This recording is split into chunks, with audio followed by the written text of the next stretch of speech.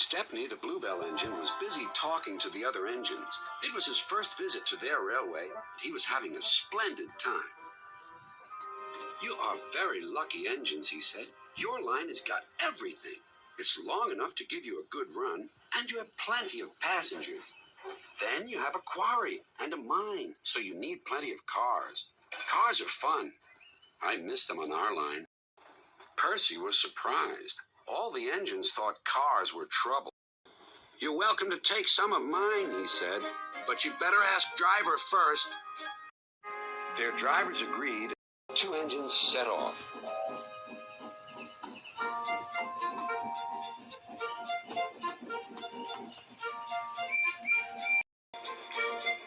Thomas and Toby were speechless. Stepney took the cars to the harbor.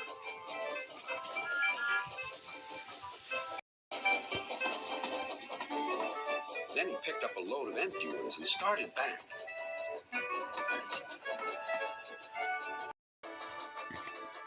Ahead was a cricket field. The game had just begun. Stepney and his driver had to wait at a signal. "Good," said his driver. "We can watch the game." Then there was trouble. The batsman hit the ball. It flew high into the sky toward Stepney's train. Clunk went the signal. Thump went the ball into a car. Neither driver nor fireman heard it. "Stop!" yelled the players, but Stepney didn't hear them. Come along," he puffed to the car. "Oh, what an early ball!" cried the players. "Wake up, Caroline," they said to their old car. "The chase is on." Caroline coughed crossly and rolled down the road. Stepney wasn't hurrying. Caroline soon came up behind. "Toot, toot," she wailed. Players shouted, but Stepney was still too far away for his driver and fireman to see or hear properly. They completely misunderstood.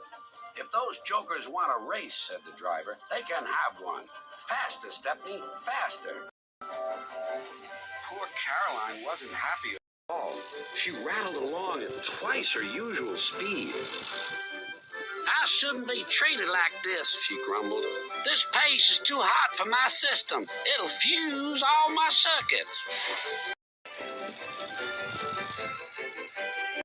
Suddenly, Stepney was nowhere to be seen. "Yahoo! That silly train has run into a hole, so we can't catch it. I can go home now." But she couldn't. Her driver pounded Caroline on up the steep hill, and then down the other side toward the station. Stepney was already there when Caroline cluttered in. "We need our ball back," cried the players, and explained everything. The ball was nestled under some straw in the third car from the van. "We found it," cried a player. "We're sorry," sighed the driver. "Oh, you couldn't help it," replied the player. "Now we must get back quickly." "You'll be lucky," said the driver. Caroline looks worn out. And she was. The driver spoke to the station master and the signalman, and they all agreed on a plan. Soon they had rolled Caroline onto a flat car with a brake van coupled behind. The players crowded inside, and Stepney pulled the train back to the playing field.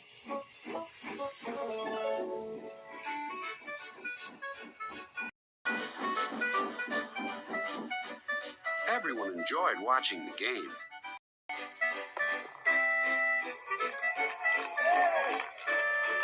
Even Caroline was pleased. She doesn't think trains silly now. They have their uses. They can save wear and tear on a poor car's wheel.